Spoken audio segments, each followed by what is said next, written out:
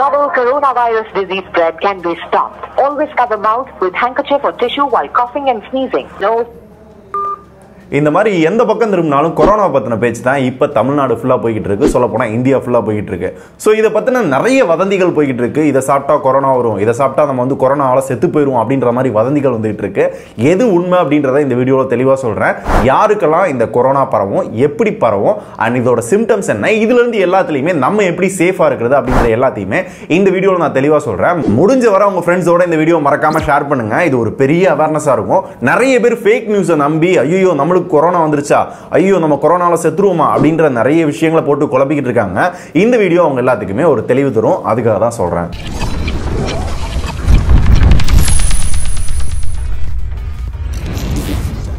Corona, இந்த கொரோனானா என்ன, இந்த கொரோனா எப்படி ஸ்டார்ட் ஆச்சு, எங்கிருந்து ஸ்டார்ட் ஆச்சு, இப்போ இதோட ஸ்டேஜ் என்ன அப்படின்றத பத்தி ஆல்ரெடி ஒரு வீடியோ போட்டிருந்தோம். இப்போ இதோட நிலைமை என்ன அப்படின்னு பார்த்தோம்னா, இந்தியாவில் இது ஸ்ப்ரெட் ஆக ஆரம்பிச்சிருச்சு. அதுலயும் முக்கியமா தமிழ்நாட்டில் மதுரை, திருமங்கலம், திருச்சி, கோயம்புத்தூர் இந்த மாதிரி பல இடங்கள்ல வந்து இந்த கொரோனா வந்து ஸ்ப்ரெட் ஆயிடுச்சு. ஐயோ கொரோனா வந்தா செத்து போயிடுவாங்க அப்படின்ற பல ஃபேக் நியூஸஸ் வந்து போய்கிட்டு இருக்கு.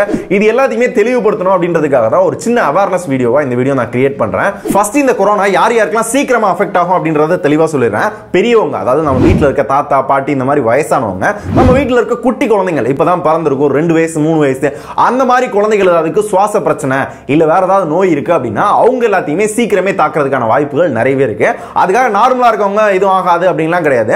அவங்களுக்கு வாய்ப்பு இருக்கு, இவங்களுக்கு நிறைய வாய்ப்பு இருக்கு. ஏதாவது ஸ்ப்ரெட் ஆச்சு அப்படின்னா ஃபர்ஸ்ட் இவங்களுக்கு தான் வரும். அதனால உங்க வீட்டில் ஏதாவது குட்டி குழந்தை இருக்கு அப்படின்னா இந்த பிரச்சனை முடிகிற வரை யாரையும் தூக்க விடாதீங்க, யாரையும் முத்தம் கொடுக்க விடாதீங்க. ஈஸியா ஸ்ப்ரெட் ஆகிறதுக்கான வாய்ப்புகள் இருக்கு. ஸோ நம்மளோட குழந்தைய ஓரளவு சேஃபா பார்த்துக்கணும். அதனால தான் சொல்றேன்.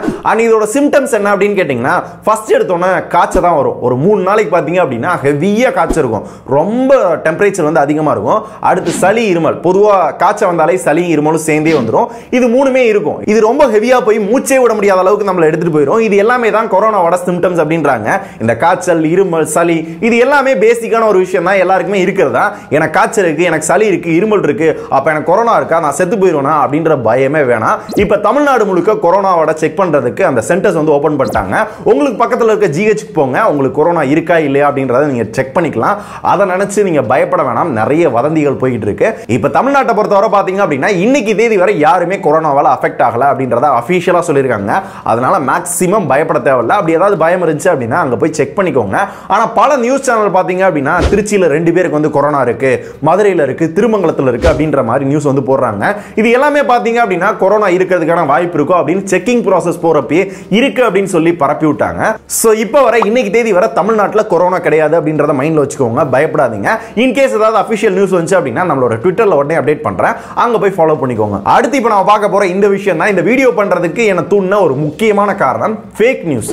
இந்த ஃபேக் நியூஸ் அப்படின்ற விஷயம் பல பேர்த்த ஸ்ப்ரெட் ஆகி ரொம்ப பயமுறுத்தி விட்டுருது. அதுல ஃபர்ஸ்ட் பாத்தீங்க அப்படின்னா தமிழ்நாட்டில் மதுரை, கோயம்புத்தூர், திருமங்கலம், திருச்சி இந்த மாதிரி பல இடங்கள்ல வந்து இந்த கொரோனா பரவிருச்சு, ரொம்ப சேஃபா இருங்க, வெளியவே போகாதீங்க அப்படின்ற லெவலுக்கு நிறைய விஷயங்கள் ஸ்ப்ரெட் ஆகிட்டு இருக்கு வாட்ஸ்அப்ல. சோ அது முழுக்க முழுக்க போய் இப்போ வர தமிழ்நாட்டில் கொரோனா பரவல அப்படின்றத கரெக்டா தெரிஞ்சுக்கோங்க. தெரிஞ்சு அப்படின்னா கவர்மெண்ட்ல இருந்து அபிஷியல் நியூஸ் வரும், உடனே அப்டேட் பண்றேன் நம்மளோட ட்விட்டர்ல. அண்ட் ரெண்டாவது விஷயம் தான், இதை பார்த்தோன்னே எனக்கு சிரிப்பு வந்துருச்சு. ஏன்னா தமிழ்நாட்டில் அடிக்கிற வெயிலுக்கு கொரோனாலாம் ஓடி போயிருப்பா அப்படின்ற மாதிரி நிறைய மீம்ஸ் வந்து போட்டுக்கிட்டு இருந்தாங்க. சோ ரொம்ப ஹாட்டா இருந்துச்சு அப்படின்னா கொரோனா வராது. சைனா இந்த மாதிரி கண்ட்ரி எல்லாம் பார்த்தோம் அப்படின்னா ரொம்ப கோல்டா இருக்கும், அதனாலதான் கொரோனா அங்க பயங்கரமா ஸ்ப்ரெட் ஆச்சு, தமிழ்நாட்டுக்குலாம் வாய்ப்பு இல்லப்பா அப்படின்னு நிறைய மீம்ஸ் போட்டு சிரிச்சுக்கிட்டு இருந்தாங்க. அது கம்ப்ளீட்லி ஃபேக். ஏன்னா ஹாட்டா இருக்க நிறைய கண்ட்ரீஸ்ல இந்த கொரோனா பரவி இருக்கு, அதனால வர்றதுக்கான வாய்ப்புகள் இருக்கு. அடுத்து நான்வெஜ் சாப்பிட்டா கொரோனா வருதான், அதனால கறி வாங்காதீங்க, கறி சாப்பிடாதீங்க அப்படின்ற நியூஸ் பயங்கரமா ஸ்ப்ரெட் ஆகிட்டு இருக்கு. முதல் விஷயம், இது இப்போ வர கன்ஃபார்ம் பண்ணப்படல. இப்போ வர வேர்ல்டு ஹெல்த் ஆர்கனைசேஷன் பார்த்தோம் அப்படின்னா அந்த கொரோனா இதன் மூலமா வந்திருக்கலாம், நான்வெஜ் மூலமா வந்திருக்கலாம் அப்படின்றத இப்போ வர அசம்ஷனா வச்சிருக்காங்க. ஆனா நான்வெஜ் மூலமா தான் வந்துச்சு அப்படின்றத இப்போ வர கன்ஃபார்ம் பண்ணல.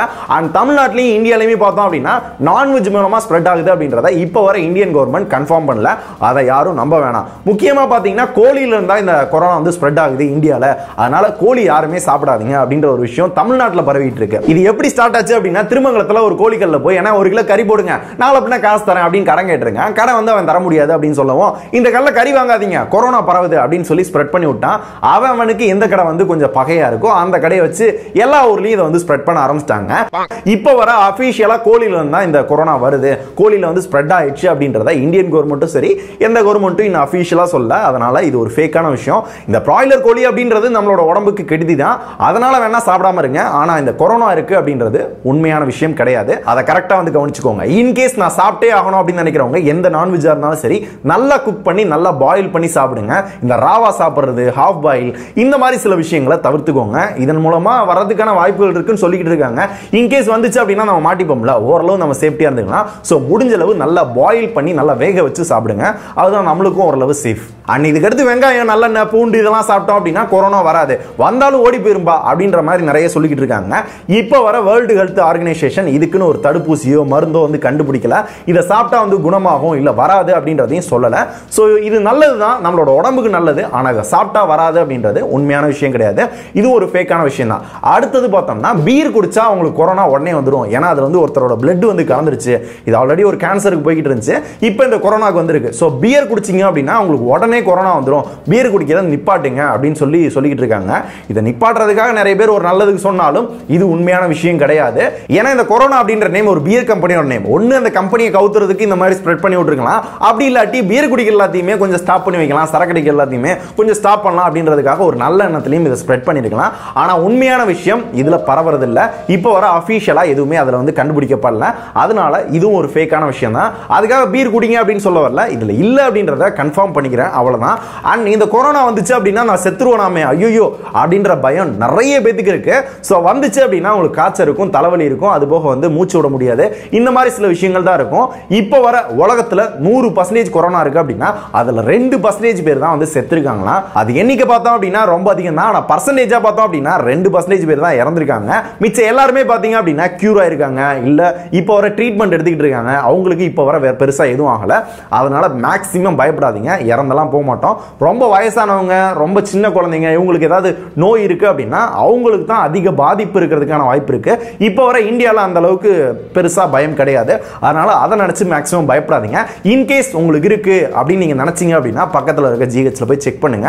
அப்படி இல்லாட்டி ஒரு நம்பர் தரேன், இந்த நம்பருக்கு கால் பண்ணி உங்களோட சிம்டம்ஸ், உங்களுக்கு ஏதாவது டவுட் இருக்கு அப்படின்னாலும் கால் பண்ணி கேட்டுக்கலாம். இந்த மாதிரி வாட்ஸ்அப்ல வர நிறைய ஃபேக்கான விஷயத்தை நம்ப வேணாம். அபிஷியலா கவர்மெண்ட்ல இருந்து என்ன சொல்றாங்களோ அதை மட்டும் ஃபாலோ பண்ணுங்க. இப்போ பாத்தீங்கன்னா போன் கால் பண்ணா கூட லொக்குன்னு இருமிட்டு அதுக்கடுத்து என்ன பண்ணணும், கொரோனாக்கான அவேர்னஸ் நிறைய இடங்கள்ல ஸ்ப்ரெட் பண்ணிக்கிட்டு இருக்காங்க கவர்மெண்ட். அண்ட் கடைசி விஷயம் பார்த்தோம் அப்படின்னா இந்த மாஸ்க் போட்டோம் அப்படின்னா நம்மளுக்கு கொரோனா வராது அப்படின்ற ஒரு விஷயத்தை ஸ்ப்ரெட் பண்ணிக்கிட்டு இருக்காங்க. இதனாலே நிறைய இடங்கள்ல பார்த்தோம் அப்படின்னா இந்த மாஸ்க் வந்து அதிக பிரைஸ்க்கு வித்துக்கிட்டு இருக்காங்க. இதுல ஒரு விஷயம் கரெக்டா புரிஞ்சுக்கோங்க, கொரோனா ஸ்ப்ரெட் ஆகாம இருக்கிறதுக்கு அந்த மாஸ்க் இல்ல, இன்கேஸ் ஸ்ப்ரெட் ஆச்சு அப்படின்னா மற்றவங்களுக்கு அந்த கொரோனா போகக்கூடாது அப்படின்றதுக்காக தான் இந்த மாஸ்க் வந்து போடுறது. ஏன்னா தும்முனாலோ இருமுனாலோ டைரக்டா போறதுக்கான வாய்ப்பு இருக்கு. இப்போ அந்த மாஸ்கை போட்டு வேற யாராவது தும்முன இடத்துல நம்ம கை வைக்கிறோம் அப்படின்னா கண்டிப்பா அந்த கொரோனா பரவ தான் செய்யும். அதனால அந்த மாஸ்க் வந்து போட்டுக்கோங்க, சும்மா சேஃப்டிக்கு தான். ஆனா அது போட்டோம் அப்படின்னா பரவாம இருக்குது அப்படின்றதெல்லாம் பொய்யான விஷயம். சும்மா இது ஒன் ஆஃப் த சேஃப்டி மட்டும் தான் அப்படின்றத தெரிஞ்சுக்கோங்க. இது எல்லாமே வாட்ஸ்அப்ல நான் பார்த்து கொஞ்சம் இது என்னடா அது ஃபேக்கா ஓடிக்கிட்டு இருக்கு அப்படின்னு எனக்கு தோணுன ஒரு விஷயங்கள். அதனால தான் இந்த வீடியோ நான் மேக் பண்ணதுக்கு ஒரு முக்கியமான காரணம். இதையும் தாண்டி வேற ஏதாவது ஃபேக்கான விஷயங்கள் நீங்க பாத்தீங்க அப்படின்னா கமெண்ட்ஸ்ல சொல்லுங்க. சோ இத பத்தி ஏதாவது அபிஷியல் நியூஸ் வந்துச்சு அப்படின்னாலும் நான் ட்விட்டர்ல அப்டேட் பண்றேன். இப்போ இது எல்லாத்துல வந்து நம்ம எப்படி சேஃப்டியா இருக்கிறது அப்படின்னு கேட்டீங்கன்னா முதல் விஷயம், யாராவது கை கொடுக்க வராங்க, யாராவது வந்து பேசிட்டு ஒரு ஹக் கொடுக்க வராங்க அப்படின்னா கையெடுத்து கும்பிடுங்க. தமிழர் பண்பாடு இதை வந்து சைனாலே ஃபாலோ பண்ண ஆரம்பிச்சிட்டாங்க. ஏன்னா ஹேண்ட் ஷேக் பண்ணாங்க அப்படின்னா அவங்க அதுக்கு முன்னாடி தும்மி இருக்கலாம், வேற எங்கேயாவது கை வச்சிருக்கலாம், அதன் மூலமா பரவறதுக்கான வாய்ப்பு இருக்கு. முதல் விஷயம். ரெண்டாவது, இன்கேஸ் வேற எங்கேயாவது அவுட் சைட்ல வந்து கையை வைக்கிறீங்க அப்படின்னா கையை வச்சுட்டு உடனே மூக்கு நோண்டுறது, வாயை நோண்டுறது, காதை நோண்டுறது இதெல்லாம் பண்ணாதீங்க. ஃபேஸ் கிட்ட கொண்டு போகாதீங்க. ஸோ மோஸ்ட்லி நல்ல கையை வாஷ் பண்ணுங்க. வீட்டுக்கு வந்தோன்னா ஒரு சோப்பு போட்டு நல்ல கையை கழுவிட்டு அதுக்கப்புறம் சாப்பிட்றதா இருக்கட்டும், கையை வந்து முகத்தை தொடரா இருக்கும், எல்லாமே வந்து யூஸ் பண்ணுங்க. அடுத்து இந்த மாஸ்க் வந்து சும்மா நம்ம வந்து சுவாச பிரச்சனை இந்த மாதிரி நேரங்களில் வந்து யூஸ் பண்றது நல்லதுதான். ஒரு வகையில் அது பாதுகாப்பு தான். அதை போட்டோம் அப்படின்னா கொரோனா கண்டிப்பா வராது அப்படின்னு சொல்ல மாட்டேன். அது ஒரு வகையில் ஓரளவு சேஃப்டியா இருக்கும். அது ஒரு சைடு. அதுக்கப்புறம் இந்த ஹாஃப் பாயில், ராவா இருக்க அந்த கறி ஐட்டங்கள் இது எல்லாத்தையுமே டக்குன்னு வாங்கி சாப்பிடாதீங்க.